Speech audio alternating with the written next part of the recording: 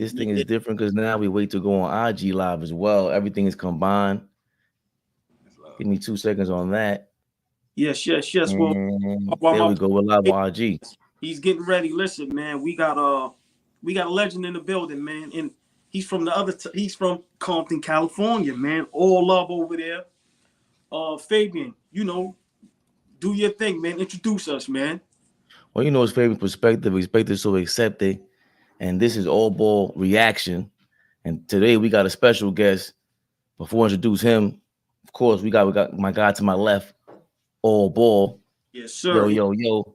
Yeah, the instigator, the maniac, just in love with basketball. That's all. Let's go.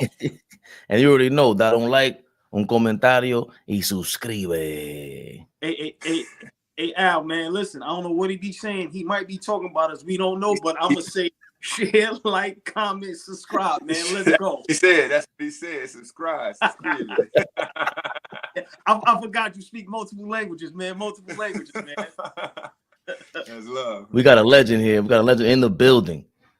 Former NBA player, current coach. He's an international player. Forget all that. Yes. Legendary for us. Making time for us. Yes. Mr. Alex Acker. We need like an applause button on here, man. Yeah, Jesus it's Christ. all good. I'm sorry, Alex. Now, we're going to call you Mr. Acker because we showed up love and respect up here. So just real quick for everybody that's tuning in. Like I said, 02-05, you played for Pepperdine. You was first team all WCC in 05. Yeah. Drafted in 05 in the second round to the Detroit Pistons. Played many years overseas. 2014, you was the LNB Pro A champion and the Finals MVP. And for people that don't know, that LNB Pro A, that's like the top tier for men's professional basketball in France, if I'm not mistaken. In France, yeah. It's Pro A, yeah. It's Pro A in France, yeah. Just real quick. First and foremost, how you feeling? Hope you and the family and everybody's doing well. Doing great. Nah, it's all love out here. Yes, sir. I want to ask you a quick question before we get into our questions with the current game today. That pro league in France, how tough is that league? Is that one of the top leagues as far as overseas basketball? They got France is coming up. It's a really good league. It's competitive. It's athletic as hell, which I love. How I actually been able to actually adjust to the game, similar to the NBA. And it's a really good league for sure. But there's a lot of great leagues that's out there. You got the Italian league, that's top tier. The Spanish league, ACB, which is Barcelona, Madrid, who's currently undefeated in EuroLeague right now. So there's some juggernauts in the game for sure. But the elite level of it all is just like similar to the NBA, how they actually segued it into having another league inside of a league. That's what the European League did, and it's called the EuroLeague. And they have the elite forces as far as each category of each country. I should say Spain, they have 2 or 3 guys, teams that's in the top level in France, and the same thing, pick from the litter from each category, and they pick them into the EuroLeague status, and from there they duke it out, the best of the best, and it winds down to that point for sure. And to hold that trophy of a EuroLeague title is unbelievable for sure. Wow. Yeah. Wow. Once again, man, Alex Acker in the building, man. Former Clipper, former Pistons, basketball legend in the building. Fabian, you have any questions for him? Well, I think I don't want to start off with the Detroit Pistons and how great they are, but it's just we do current topics. And I saw Monty Williams the other day in a press conference. He just sounded like he said he didn't really want to be a part of this organization to begin with, if I'm not mistaken. And he's just now trying to figure it out. He just seemed lost. They kind of did. Shout out to Flea. Flea was putting me on the fact that he said they offered him 3 or 4 times to come join the team. And then now recently he just sounded like he doesn't know where to fit Jaden Ivey. And initially when they were going into the season, he was saying he didn't even tell Jaden Ivey he wasn't going to start until the season. He wasn't going to start until the season started. Wow. They didn't know this. And now, they lost 25, 27 in a row, whatever it was. Wow. How important is coaching? And is Monty Williams at fault with Detroit? And if not, like, what is going on? Man, I think he kind of knew what the situation was. These guys is really young, you know, and as competitive as it is, you need leadership, you know, from both categories. And it's from a coaching standpoint, which is huge, and it holds weight. You know, I think from a coaching standpoint, you got to buy into what they're actually giving you as far as the energy, and you got to put out that energy the same way. You know, Monte is a hell of a coach. You know, hats off to him and what he's done in his career, and his sons as well too. But this is a whole new ball game, you know, so you don't have the same players, and you can't bring that same, I should say, that same type of coaching style over to the Eastern Conference. And it's a different style ball game, you know, and it's not fast paced up and down like the Suns. It's pretty much half court situations. They really have bigs, you know, similar to the 76ers.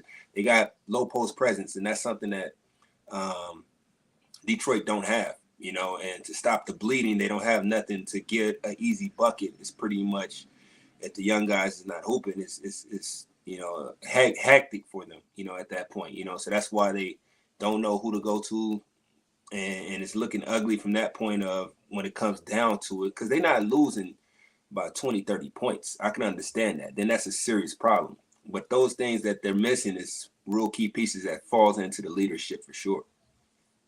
Wow. I want to piggyback on something you just said. I never thought of that, and I'm glad you said that. That's why I'm happy you came up here to talk to us. The different playing styles in the conferences. Now that you said that, when you really think about it, it's like you're right. West Coast is more up and down. East Coast is more half court. So like you saying, when the coach is coaching on the East Coast, on the West Coast, excuse me, and then now when they get a job on the East Coast, it's a whole totally different ball game. Yeah, it's a whole ball game for sure. Wow. It's a whole ball game. And you don't have that same caliber of players, you know, at the same time, you know. So sometimes it works in your favor, sometimes it doesn't. And I think what happened is stuck somebody in the butt too was Steve Nash was trying to bring that same philosophy over to Brooklyn, you know, and it kind of bit him in the ass with that too as well, you know. So those things has got to be understood from the coach's perspective and GM perspective of who you actually bring to the table as far as the coaching staff, for sure. Wow. So even now you just cracked open the door. Yeah, for real. The thumbnail was Dame time, because we want to talk about what's currently happening in the NBA as well. And come on now, like, I don't know, that's a relief. That's a sense of, you know, an explosion for them. But they're like bottom 10 teams in the NBA in defense. They brought Dame over there, who isn't really known for defense. He got the game winner yesterday, and I'm happy for him. All boys are super duper Dame fan. But you ain't bringing defense to the East Coast, like to the Eastern Conference. I mean, I don't even know how to ask the question, but I say what's wrong with the Bucks. But despite last night, is that part of the issue too? The same thing as Detroit. You can't bring that playing style to the Eastern Conference. It doesn't work here. No, it don't work there for sure. You know what I mean?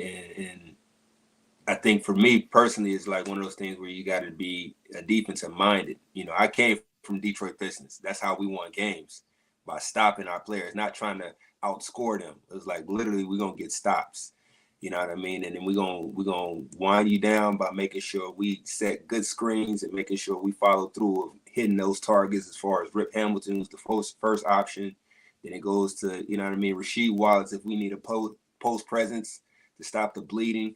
You know what I mean? It was a strategy involved, but to have these guys with the Detroit Pistons who are young, there's no strategy involved for them of understanding who was the first option. And it's still, you know what I mean, to this day's age, it's a lot earlier. I should say it's a lot easier to understand because it's up and down process, but there still has to be a first option involved. So who's the first option for the Detroit Pistons right now? You know? Right. Wow. That's a great point. And like I said, you just harped on something that I never even thought about, and now I understand why Dame Lillard right now is struggling with the Milwaukee Bucks, even though they're a great team and they have a great record, but his shooting percentages is horrific right now. And by you saying that, okay, a West Coast guy, now he coming over to the East Coast, and that style of play it's nowhere near similar how it is over there. Wow. No, it's true.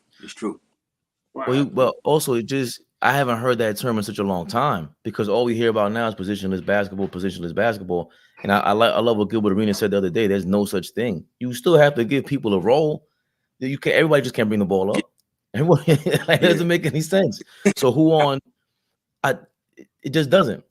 So what would you do if you are in their shoes? How can you just implement defense for Detroit? Or for, Detroit Milwaukee? Or Milwaukee, because Milwaukee's the guys I think who are the most fixable. Nah, for sure. It's just like I said, you just gotta buy in. You gotta buy into that. And sacrifice. That's the key word, is sacrificing your talent, your selfishness, and buying into the system and locking into the ultimate goal, was just trying to lock in and put all that energy and effort into one game, you know.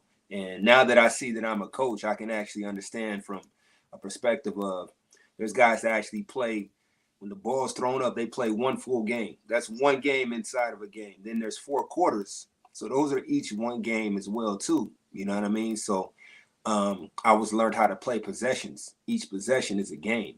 You know, the more possessions you win, the more games you win out of that situation, out of the 4 quarters. You know, and those things are understandable, not just playing the game, but understanding there's more games into it, to the ultimate game of it all, you know. So those possessions on that other side of that defensive standpoint, it's a collective unit, you know. So you got to be locked into understanding that for sure. And Detroit has to figure that out for sure. They got high caliber players, you know, as far as scoring wise, but on that other side is one of those things where they do not care at all. Right. Yeah. Quick question. You being a coach, and like I said, playing, you know, in the era where you can correct me if I'm wrong, it wasn't so much freedom for the basketball, for the players. Today's game, how do you feel about the freedom and the power that the players have? Is it a good thing, or is it, excuse me, I don't want to say a bad thing, but what's your thoughts on it? You talking about on the court or off the court wise? Both, to be honest with you. Yeah. I like how you asked that. On the court, off the court. Hold on. So what do you mean by off the court? What exactly? Because that was slick. What exactly off the court do the players have? No, I was much just trying power, to figure or? out I think they understand the power that they have. You know what I mean? It's a player's game for sure. They understand that. They knew it a long time ago, but the freedom now that they have is more so of a voice now, you know, and not just by actions. I think we did a lot of things by actions, but now words have been talked and implemented a lot more, where they have a voice, players wise, you know, and they're standing up on what they believe in, and they're coming together a lot more and gelling together. You see a lot of I should say fans that's get mad because you see other players training with other players that they should be competing against and stuff like that. And those things is really one of those things where you don't know what's going out of that, but the level of competition is getting a lot better. It's a lot of things you can go into as far as off the court for sure. On the court wise, you know, it's one of those things where I have to say that the voice of basketball is really nice right now as far as where it's going direction wise. The style of play is amazing. I didn't know what was what. Every team was packed. It's kind of like you need a whole nother team coming out right now because it's so demanding as far as basketball wise on each category. As far as each team is packed, you know, it's jam packed. You know, every team has 3-4 caliber players that's elite, and it's getting to the point where we definitely need 2 or 3 more teams. I would think so for sure. Wow. Yeah. Wow. Yeah. It's getting there. I didn't know about the Euro League having, a league within a league, but I know David Stern's dream was to turn the NBA into FIBA, into a worldwide game. Having 2 or 3 teams, I think they're gonna have to do like this thing is going international soon. There's too many players gonna be international, right? They're gonna have to have an NBA international that's like official and really competitive, and all it takes is that one guy or that one team. What is that one team around the world that's like the Lakers, the Celtics, where it goes, oh yeah, we're international now. You didn't know about us? We are the pristine organization. Is there one team around the world in your mind that's like, oh yeah, they're like the Lakers? You guys just don't know about them. You're in America. Yeah, no, I think in Spain it's pretty much Barcelona and Madrid for sure. They have an elite team that's really nice. You know, they haven't lost right now in EuroLeague, and I think they need to bring it back too, as far as like NBA going over there and playing, you know, with against these guys too, for sure. I think that's something that needs to be brought back for sure.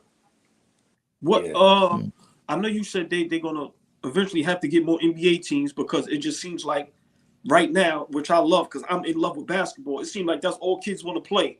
I know we have baseball, we have football, but it seems like these kids are in love with basketball. Give me the 3 cities that you think should that the NBA teams, they city should have a team. Nah, for sure. I think Seattle need to come back with their team for sure. As well as Las Vegas. They building it out right now. Man, I don't know what other team that definitely needs it for sure. What you guys think? Out of those 2, I say those 2 are definitely Seattle. Yeah, for sure. Yeah, I think those 2. I don't know. I don't have no insight or anything, but I think that's probably been in the making. I think that's for sure. That should happen, but yeah. I mean, right now I think it's only those 2. Maybe I would guess. Yeah, that's plenty. That's plenty right there for sure. Yeah. I think I don't know where around the world I know in soccer and tennis they had like a lot of like gambling problems, right? Everything is gambling now. In New York City, I don't know if you've been in New York City lately at Ack. I'm so surprised, Ridiculous. Mr. Ack. Nah. All my coworkers are stuck on FanDuel. Yeah. There's no like the Seattle should get the next team. Las Vegas is getting the next team. There's no way out of this. Everything points to that. The All-Star game's gonna be there, or it was there already, right? Well, you know, the Super Bowl is coming up there. Yep. And the Raiders down. Yeah.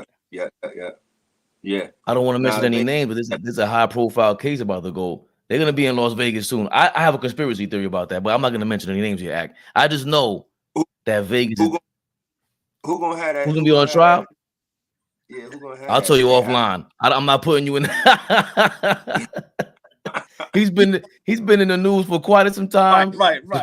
Since the 90s. He's been out since the 90s. He has a case, maybe a possible murder case in Vegas that's about to happen. But I think all of these things, they point to Las Vegas being the new city for everything. And it's not an accident. Like FanDuel is a commercial for that. Like, oh, Vegas, sure, why not? They're gonna give you a direct flight to the casino land. But because the way Seattle got done dirty, they got that owner from the OKC. Don't get me wrong, them OKC fans are amazing, but the Seattle fans are great. I never heard anything bad about Seattle. Yeah, they're great. They've been waiting too. You know what I mean? It's well deserved for them from that standpoint for sure. And I don't remember how it actually happened. Was it a flood or something like that? How they got swept out? How did the team get pulled out? Seattle. No, I think the owner of OKC Thunder, he bought them in Seattle, and he was like, he promised them a new stadium, or something like that. And then, in OKC, he had ties to Oklahoma City, some way, somehow. So his whole point was to, dupe the fans into getting him to switch to Oklahoma City. We got fish in the comments. He probably knows. I'll look it up while we're online right now. But I know that it was dirty.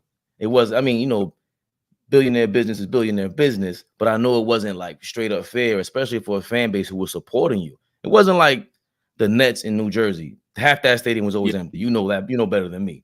It wasn't like that. Yeah. Seattle was like, oh my God, rocking with Peyton and Kemp. They went to the finals.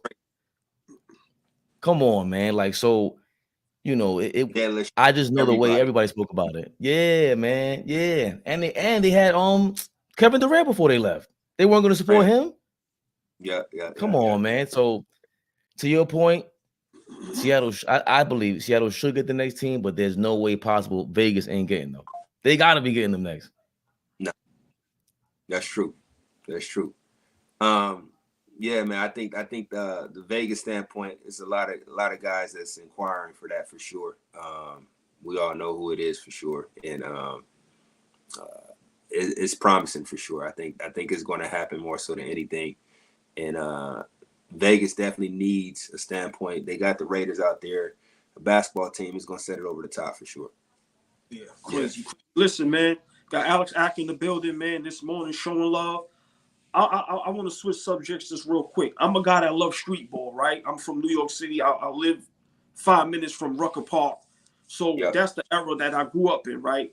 You being from Compton, California, in your era, it was street ball as big as we had street ball. So meaning like, you know, for us, we had parks everywhere. People was in the parks 24/7 playing all day. Was it like that for y'all as well? It was like that, but not that magnitude of what you guys had. Like, we heard what you guys was doing all the way out in LA. You know what I mean? Like, it could not be duplicated. You had guys flying from LA to go to Rucker. You know what I mean? You pretty much needed an invite only to be on that court. That's something that can never be duplicated at all. We had summer leagues. I think that's the farthest we went as far as the Drew League, but it wasn't as in magnitude as far as what we have now in the Drew League. But yeah, you had legends, man. Yeah, CBA legends. Like, it was crazy. So hold on, so real quick, like you said, y'all being all the way on another coast, when y'all was hearing about it, what was your thoughts? Like what was your opinion on it? Nah, it was it made me want to go out and play basketball until the street lights came on, to be honest with you. You know, I was pretty much in love with the mixtapes. You know what I mean? Skip to My Lou, all these guys that was on the mixtapes, juggernauts. I rewind those 24/7, watching those. You know what I mean? Trying to implement those into my game, and just the movement of it all. You know, as athletes, we visual learners. You know what I mean? So that's a study in itself as far as a workout by watching basketball, and the movement of what you guys done it wasn't taught in that sense. You know what I mean? And those are the things that really was a breakdown standpoint of just being free hooping, and you never knew who was going to come in that cage, you know, at any time. So the voice was out, the word was out as far as what you guys are doing. We had summer league for sure. We had little things like that, but nothing that big for sure. Got you. Hold on, Fabian, just real quick. In Compton, what was the name of the park that y'all played outside where, you know, it was going down whenever y'all went on them courts? Oh, if it wasn't interrupted by some shooting, it was Luder Park. Okay. We had them gangs out there, bro. Right. I can imagine, bro. But just can you give us some of the names? You know, whether guys made it or not, that, like, you know, when y'all played in those parks, it was some great games and guys was real good.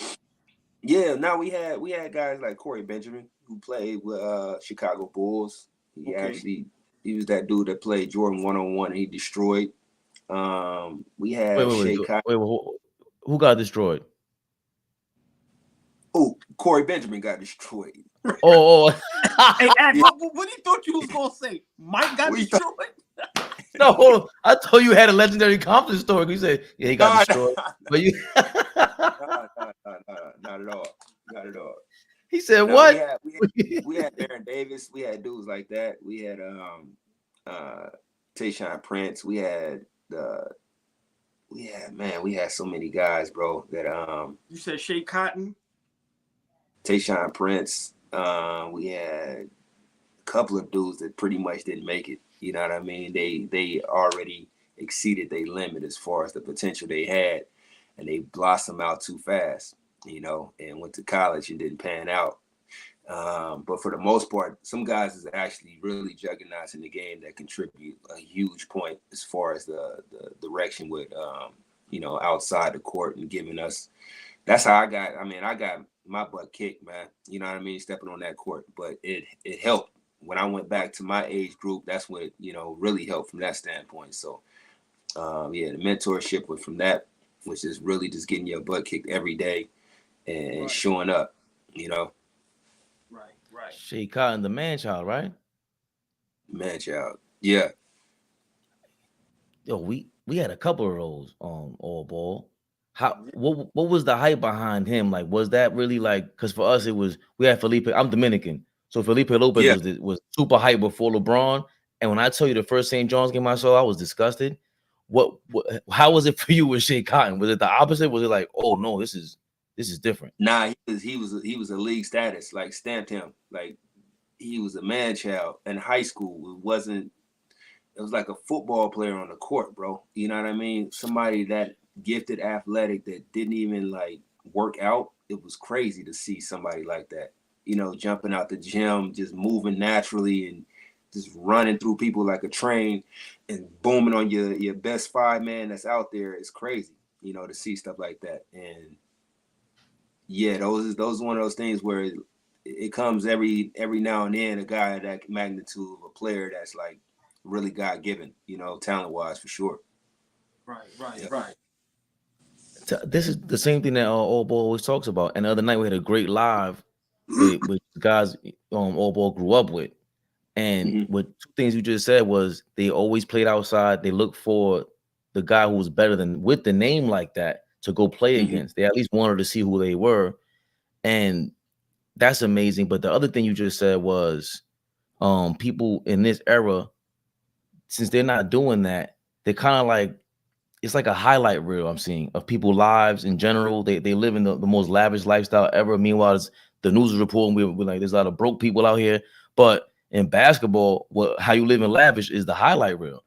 How much of an effect do you think social media is having on our kids and just this generation in general, where the hype, where's the hype for the real guy? Like Wemby, don't get me wrong, he's the only guy that met that hype to me lately. Yeah. But where is it social media? Like, is it us? What is it? That's a great question. I mean, we can talk about that for hours, to be honest with you. No, that's a great question, because I to this day have conversations with kids like that for sure, of not believing that hype and understanding what you got to do and taking it serious. Man, that's a good question, because social media play games. They play tricks on you, believing that you're nice. You know what I mean? And I seen real games. I think for the most part, guys don't actually watch real basketball from the beginning to the end of what that player. Man. You know what I mean? From beginning, the first quarter to the fourth quarter, if he's actually doing what he's doing, or is it chopped up editing and you don't even know what quarter he's getting off or what he's doing or how he's playing on the other end of the court. And those things are getting really lost in translation for sure. I watched the kid really just had one highlight, and it was a putback dunk. And that was the highlight of his whole game. But if you watch that, you think he's like a top 5 pick. You know what I mean? Because of that. All the direction and energy is going to him, but his guy he's guarding pretty much had 20 and 12. You know, so those things is like what you really looking at. You looking for a guy that's like giving a highlight, or you really looking at somebody that's really working on their craft for sure. But the real ones know. AllBall, you know what real basketball is. You guys know what real basketball is. Yes. And you can actually see from an eye standpoint. So at one point, you can't lie to the real ones that's actually need you to open those doors so you can get into that next level. So you can believe all you want, that highlight and stuff, and have those fairy tale stories as far as how nice you were or how nice you are. But when you face a juggernaut, you know, the test of time will show. And at one point, you got to face that person, you know, that's really been in the craft and in the grind mode and working on his craft, that don't have nothing, and his why is bigger than anything, and trying to be the breadwinner for his family, and you running into that juggernaut. Those things is really something that you can't actually turn away from for sure. That was a great question, great response. Let me ask you this: has social media, now that you're in coaching, because I know, I'm 46, so I remember my era where, you know, if you heard about a guy, you actually going to go see him play, right? Exactly. Yeah. Has social media made the basketball community, the coaches, has it made us lazy to the point where, you know, I know coaches now where I'll be like, yo, I heard so-and-so is this. And they'd be like, well, send me some highlights. And I'm saying in my mind, why not ask where he's playing at and go into the game? So how do you feel, you being a coach? Has it made us lazy as a basketball community? 100%.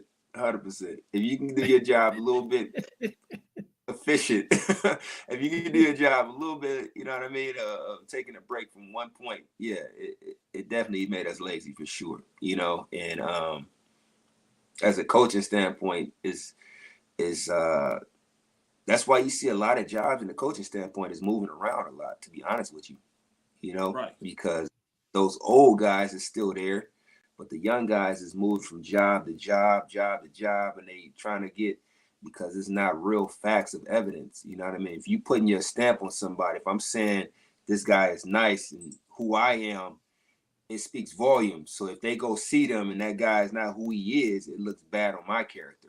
You know what I mean? So before a coach needs to stamp them, they need to go personally see them themselves and verify if that person is able to actually meet those requirements for sure. You know? Wow. That's amazing. The way you guys broke that down was as if now the players are ducking each other like prize fighters. Like back in the day, used to be boxers that would duck each other, but now it's the NBA players, and it just doesn't make any sense. Like it's impossible. How can you actually be a part of basketball? Because like you said, I do both, but mostly eye test. Eye test is the best analytical test, the EYE. How is it? Yeah. Shout out to my man Nicholas. He's the one who put me onto that one. The best analytical test is the EYE. You can't avoid that. Yeah, you because people always show me stats and everything. I'm like, bro, I just watched them. Like, I don't feel him at all. Like, we're Knicks fans. Julius Randle, like you just broke it down lovely. First quarter, second, third, fourth quarter. I've seen him a totally different games against the Chicago Bulls, for instance. He actually turned up in the third quarter. I could break all that down just by watching. Like, oh, he's playing differently, and you could tell against Dallas Mavericks. You can see when he's not there. So. You know what? I just open up a can of worms with the Knicks.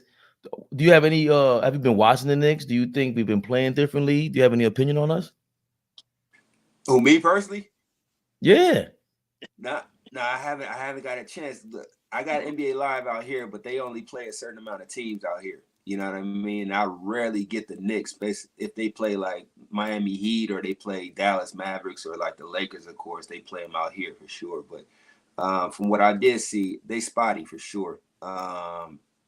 Randolph is spotty. He's not on all the time, 24/7 on every quarter. He takes breaks for sure. The bully ball, they actually got clean to that of understanding how to play against that. So that's kind of hard for him to actually get adjusted. He got to rely on his jump shot a little bit more, and I don't think he's comfortable with that at all. But for the most part, if he's missing one or two, he puts his head down, does the bully ball, and gets caught in traffic a little bit more. And that kind of actually hinders his game because he gets in foul trouble a lot. And, you know, from those standpoints, those are key points of having that drive to actually get into the next level as far as, you know, being assertive for his team. He has to be on 24/7. He can't take breaks at all. On that team, he's an elite player for sure. And he's still looking like a star, not an all-star. That's how I look at it from a breakdown standpoint. Wow, you broke that down in seconds, where a casual fan couldn't break down. And I understand now why guys like yourself and other players, y'all voices are very important, because you just broke that down so eloquently. It's crazy. Because now when you think about watching, because we diehard Knicks fans, so now when you think about right now, I'm in my mind thinking about Julius Randle in some of the games, and it's like, damn, you said exactly what goes on. Let me ask you a question. What are some of the intangibles that a lot of us don't see that's very important in the game of basketball? Because a lot of our youth, like I have a son that's 17, he loves the game, but all they see is offense, and it seems like that's all they care about. What are some of the things that coaches like yourself look at and go, okay, kid might not give me 30, but I see all those other little things? Yeah. No, I think for me is is knowing your personal strengths and weaknesses and not lying about it. You know what I mean? From off the court, you can work on those things and not lying about it. On the court is knowing who you're going up against. I think the biggest thing is having an advantage of being on the bench. Some people don't understand that. They take that as a punishment. But having the advantage of being on the bench, you can actually see who you're playing against, how they actually utilizing the pick and roll, how they actually hedging out on the pick and roll, if they switching screens and all those things are huge key pieces for guys to actually see from a standpoint of watching the game. And if you're not serious on that, you get caught in the wind of understanding your short potential, what you have. During the game is I see a lot of guys is really taking breaks on the defensive end instead of the offensive end. On offense, you already know the play. You know where the ball is going. You know if you're going to attack, you know when you're going to get the ball. So I can take a break and stand up a little bit. On defense, I see a lot more guys not serious about defense because I was a great on-ball defender. Off the ball, I used to get lost a little bit, but I had to help myself understanding, like if I can actually understand how to utilize that and make it my strength and lock into that a little bit more, those things that help me more and not actually worry about that other end, which is offense. We play offense all the time. It should come natural, you know, from a basketball. You shouldn't have to think about, I'm trying to get 20. That should come naturally. It's just off reaction, off impulse. You know what I mean? And understanding that. If you can understand that and focus on your energy of stopping your man in front of you, you can use that energy to segue into your offense. You know what I mean? And catapult you. And then from that point on, man, it's really about just locking into different ways of actually how to actually score. You can score from a free throw line, getting your man in foul trouble early. You can force, you know, turnovers by being in passing lanes at the right time. You can actually encourage your teammates to actually rock with you by talking to them, being accountable. You know what I mean? I think that's out the window too, the communication of a team effort, because this is a team game. You know what I mean? So if you're involving your team of getting them fired up on the same level of you, it can go a long way for sure. And coaches love that. You know, for me personally, as being a coach now, I always look at a string standpoint as far as building that string in any relationship, whether you marriage or relationship, you got to build that string. You know what I mean? And the more string you build with the coach, the more leg wave you having to have freedom and flexibility. But you got to be assertive, you got to be accountable, and you got to be consistent. And I think that's one of the biggest things that's lost in this day and age as far as the game. Everybody wants to shoot threes, but are you going 8 for 10 or are you going 5 for 10? You know what I mean? Consistency is key. So those are the things that I look for sure. How are they scoring? How are they actually playing defense? How are they actually communicating with their team? Are they heads down? Are they getting back on defense? I should not be able to come into a game and see that you missed a shot off your body language, which is huge. Wow. I shouldn't even know that you having a bad game off your body language, which is huge. And a lot of kids don't understand your body language. If it sucks, coaches do not want to be with that. You're not going to put that in my system at all, you know, and bring that kind of energy into my my organization for sure. Wow. Oh, so that's like a subconscious. Wow, that's a subconscious, you know, not subliminal, but it's a part of the communication string, as you put it. So to me, again, going back to Julius Randle and the Knicks, he is shooting less 3-pointers this year, and he acknowledged it. He said when he got the ankle surgery, he's sitting down and watching himself on tape. He's watching himself on tape for the first time, that he never did this before. And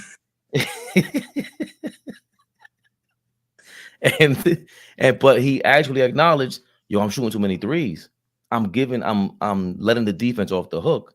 So to your point, this era is way too many 3-pointers. I get the feeling you don't really care for this 3-and-D shooting too many threes. Is that the case? Do you like the old school more? 05 Pistons, come on now, this is a different era. Do you like that era more? Or is it somewhere in the middle? And is there anything you would do? 3-part question, I guess. What can you really do to change it? Any tweaks? Is it the hand checking? Bring that back? Nah, I think for me it's the mid-range game. Nobody wants to talk about it. Coaches stay away from it. The mid-range game is a lost art for sure. You know what I mean? Getting your guy off balance, one balance dribble. Melo was a specialist at it. You know what I mean? That post presence, that high post presence of turning and facing your man. I love the mid-range game because that's how I got to the league, to be honest with you. You know what I mean? And that's how my career catapulted from Rip Hamilton having that mid-range game. When he got older, he started developing that 3-point ball. But that mid-range game coming off screens, those things are lost art for sure. You don't see too many guys like Reggie Miller and Rip Hamilton coming off down screens and turning and pivoting without dribbling. You know what I mean? AllBall, you talked about it as far as the Splash Brothers going to the Knicks. I laughed at it, but at the same time, it kind of makes sense. Those guys, I don't want to change the topic, but I apologize. But those guys actually, you could listen, man. Open floor. They need an actual another direction. If I'm not saying it right or wrong, but they need some type of another courage to understand as far as like they've done it all in Golden State. You know what I mean? They did it all, done it all. I know for a fact they're not going to actually let go of Curry by no means. But for Clay's standpoint, he came back from injury, won a championship. Like, he needs some type of motivation to actually get him going again. You know what I mean? And Knicks is one of those teams that nobody want to talk about, but these guys actually know how to actually win for sure at a high level. And that lost art as far as coming off down screens is something that the Knicks need. You know, they don't have somebody that's a three-point threat where they got to rely all their energy on, which frees up Randall where he can get his jacks up too. You know, all eyes and attention is on him. And if they can stop them, the other teams can stop him and let other guys get their jacks off. It's going to be hard for them to actually be assertive because nobody else is actually helping and benefiting off from that for real. You know, so that down screen standpoint, catching and shooting is a lost art. I think that's huge to go back to what you said, baby. But you know what, Ack, also, the reason why I said that, it's not, of course I'm biased because I'm a Knicks guy, right? But also, I want to see players attempt to do something great. So meaning like, you know, it's like, why attempt to go to a team that don't really need your help? You get what I'm saying? It's like, why not try to do something legendary? And it seems like in today's game, a lot of players, they're great, but they're not doing great things. It's like, why not go to an organization? It don't have to be my Knicks, but why not go like what KD does, right? And I don't mean to subject, you don't have to respond to it, but I don't understand why you go to me, no, not the Golden State thing, but going, remember, you did that already. Cool. Yeah. But why go to Phoenix? It's like, to me, what Curry and Clay can do, it doesn't have to be the Knicks, but imagine going somewhere and starting a whole new thing somewhere else. So for me, I just feel today, and you can correct me if I'm wrong, I think these guys don't want to be great and don't want to be legendary. I think they really don't care if they win championships, if their name is spoken about for 100+ years. I don't think they care about that. Am I wrong? I don't know, to be honest with you. It's a tough topic for sure. I don't know, but you got a point for sure. That challenge is something that's crazy, you know, to have. I think the last person that did that was Bron when he came back to Cleveland. Yes. You know, to win one for his city. That was probably the hardest championship I've ever seen in my life. And he took on that challenge, you know, with the team that he had too. It wasn't pretty much a huge standpoint. And you know, from that point on, I seen Kobe do it with the little effort that he had, you know. And that's, I don't think people got that dog in them to get to that point for sure. You know, it's hard to get to that point for sure. Locking in and buying into your ability to actually overcome that hurdle. Now that's true. Yeah. That's true. Carmelo's been in the news lately about, you know, whether his jersey should be retired by the Nuggets and everything like that. And he's doing this thing. I actually saw some of his podcasts, and it's really good. But I want to go a different direction because you were there. What would those Pistons have looked like if you added Carmelo to the one-step dribble mid-range shot? Great question. Wow. Because I've heard Ben Wallace's standpoint. I've heard a couple players there. But how do the next 4 or 5 years look with Detroit, that culture, with Carmelo? You got to think, too, because Detroit, actually, they got there. They got to the Eastern Conference Final. You know what I mean? And what was my man's name that they drafted over Carmelo? Oh, Darko Milicic. Darko, right? Yeah, Darko wasn't even rocking. He wasn't even playing. So they did it without even a second round draft pick. You know what I mean? If you can imagine Melo, and Melo was just raw talent then. He wasn't even in his prime, bro. You know what I mean? And that would have been scary. That's a conversation that's only Melo can have, you know what I mean? And understanding that. I think the direction of Joe Dumars was trying to go to the European market a little bit too soon. And it's 50-50 standpoint, you know what I mean? Because you look at it where these guys out here, they are nice for sure. But Melo at that point in Syracuse was a dog, man. Like, he was nasty. I would have picked Melo 110 times fold. I just didn't see the big fella. I didn't see him do too much. And I was there when he was like, when I got drafted, he was there. You know what I mean? And good guy, everything, but he just didn't have that dog in him. And the way Detroit is, like, they talking shit, to be honest with you. Sheed every day. He's talking. You know what I mean? You got Ben Wallace on the other side. Who you guarding? You know what I mean? And Melo fat perfect. You know what I mean? He ain't backing down from nobody for sure. But that could have been, I could have had a ring on my finger right now. I'm gonna be honest with you, in 2005. Wow. We already got to the Eastern Conference Final, and we lost to we lost to Bron when he went off and he had 24 points in that fourth quarter. Crazy. I was sitting on that 38 special. I was sitting on that bench. Yeah, that was crazy. Hold on, Ack. I gotta ask this. 2 questions, but I want the Bron one first. You seeing that up close? Yeah. You know, because I know we say all this about him, but he's definitely legendary and great. You seeing that up close, what was your first thoughts? Was you thinking this kid could be in the GOAT conversation at that point? What was your thoughts? Bro, we threw everybody at it. Wow. We threw everybody. Jason Maxiel, Chauncey, Tayshaun started with him. Rip was fouling the hell out of him. And you know what I mean? We doubled him off the pick and roll. He stopped using pick and roll. He started going one-on-one at the top of the key. Even when you go on one-on-one at the top of the key, you got all 10 eyes looking at you. And he's still going, you know what I mean, getting to the cup. And he was knocking down shots. For me personally, I was like, shit, I got to get in the lab. To be honest with you. Right. I said, me personally, after this game, I got to get in the lab for sure. Wow. Off top though, it was you can't even, you hear conversations like GOAT talk for sure, you know, from Jordan, from Kobe, but to see somebody turn on that level where it's unstoppable no matter what, not a timeout to calm him down or cool him off or anything, like, and we was going back and back, like we was making shots. Rip was coming off screens, setting picks. We was going back, but it was nothing stopping him. Nothing at all. This dude was on fire.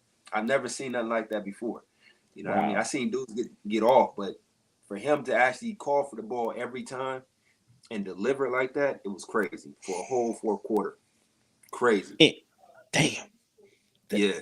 But that's you led right into why I asked about Carmelo Anthony, because a game like that, Melo never, as all my criticism about Carmelo is he's just a scorer, don't play defense. He ain't even play any defense at all whatsoever.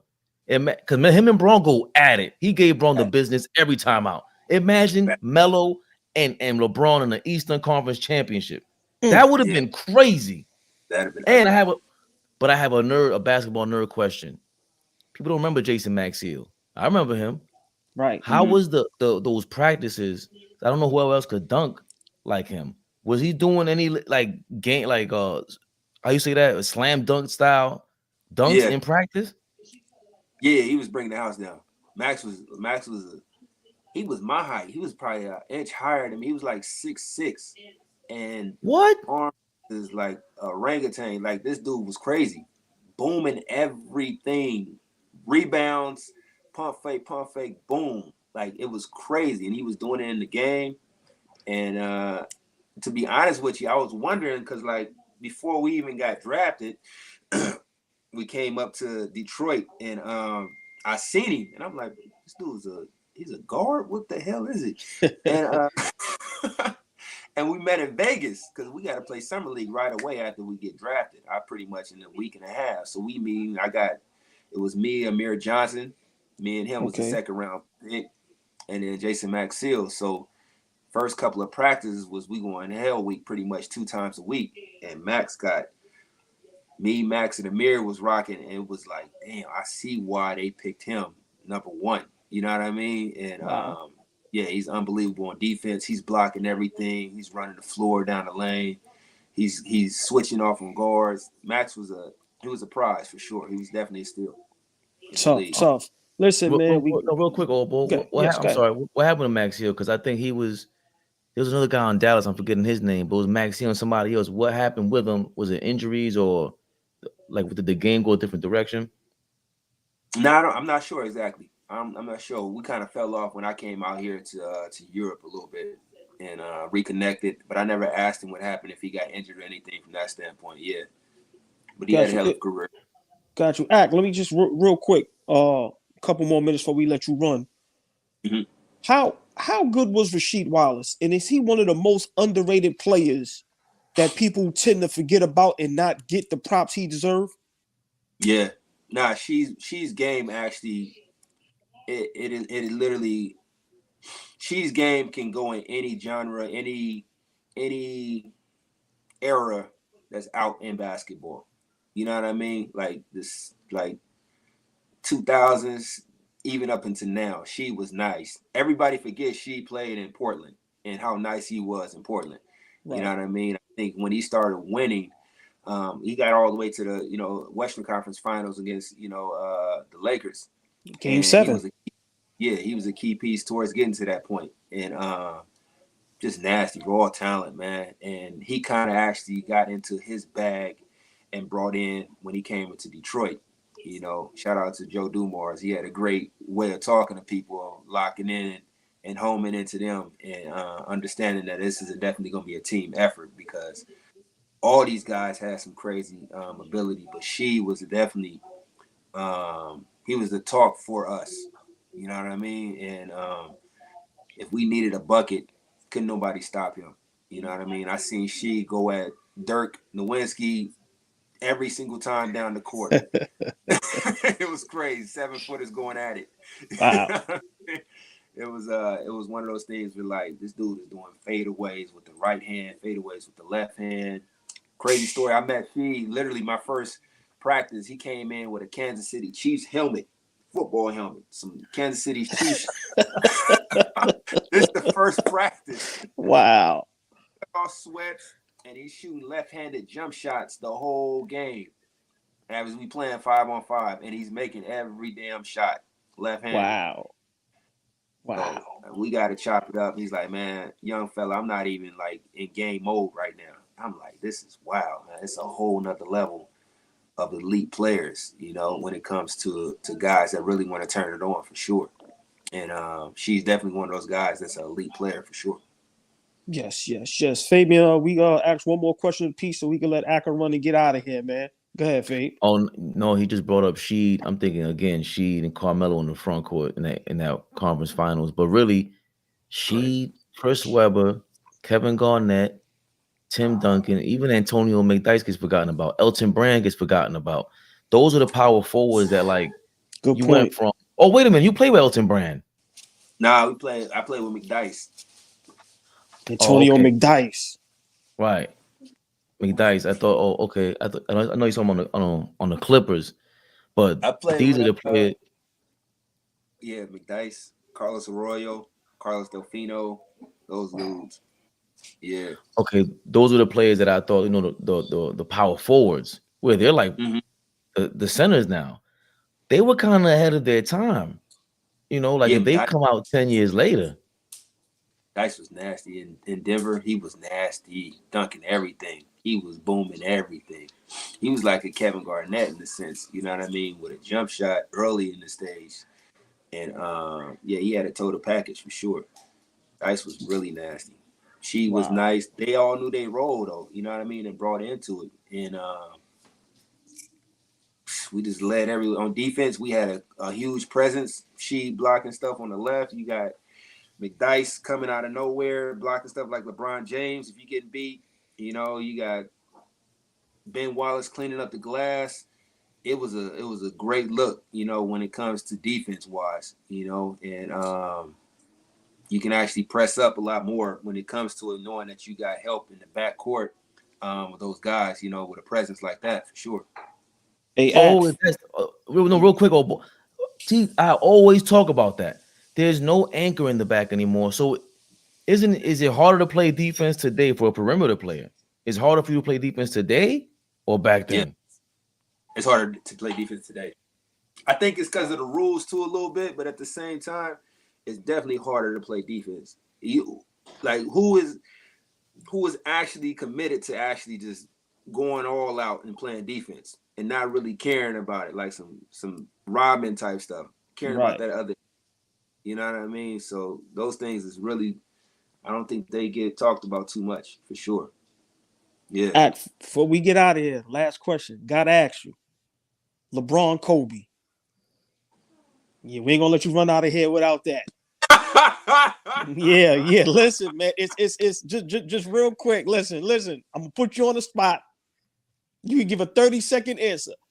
Rashad McCants, you know, on Gilbert Arenas platform, he's been doubling down, you know, saying how they keep trying to leave Kobe out this discussion. Your opinion, man, you seen both those guys. Yeah. I don't want to ask you who's better, none of that now. We ain't trying to get nobody in trouble, but just break down. I can answer as civil as I could. All right, but hold on. If you could just spend 1 minute apiece just breaking down the differences and the similarities in their games, if there's any, and which do you prefer? And be as civil as possible. As civil as possible. In my era of growing up, I seen dominance from when it comes to 5, 4, 3, 2, 1, and you know where that ball is going and taking the last shot every time, whether it was Jordan, whether it was Kobe. I didn't see Jordan in that standpoint of understanding what I was looking at. I seen Kobe from 18 years old grow up until he retired, of always being that dominant force, of having that ego to actually thrive and be the team leader from that standpoint. So that's my juggernaut. That's my why reason of why I would pick Kobe over LeBron for sure, because LeBron is somebody that's actually having different options as far as not taking that last shot, you know. Right. And I can say a lot of things, but at the same time, I think that's pretty much the reason of me growing up watching somebody actually just wanted to destroy and kill, and me wanting to be like that person and growing up and playing basketball with that chip on your shoulder. And that's where I got my drive from for sure, you know, and that's pretty much why I choose Kobe over Bron, by all means. Hey, man, we're going to leave it at that. Go ahead, Fabian. We ain't going to listen. Can't get no better than that, bro. Nah, you can't, because it always sounds like the players, like with us, like I always say, you can say whatever you want. I'd rather win with this guy. We could win with him, but I would just rather win with Kobe, because Kobe's more. That's just what it is. But it is. That's what it is.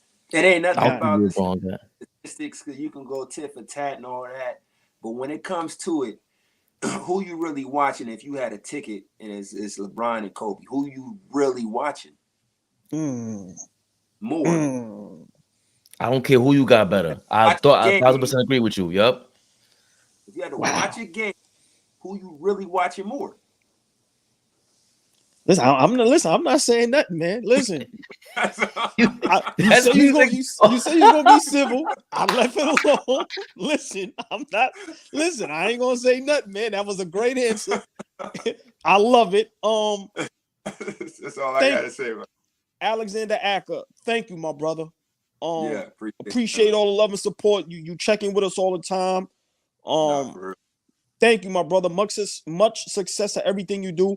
And we are always a DM where you ever need anything from us. It's all love over here, my brother. Sure. From New York. I appreciate it. You got in tune all the way out here and stuff, man. So that's why I'm locked in with you guys, man. You guys need anything? Yes. Sure. All right. Okay. Appreciate you, man. 1,000,000%. Appreciate it, man. Yes. AllBall TV, Alexander Acker. May you and your family be blessed. Have a good one, my brother. My guys. All right, fellas. Yes. All right. Like, comment, subscribe.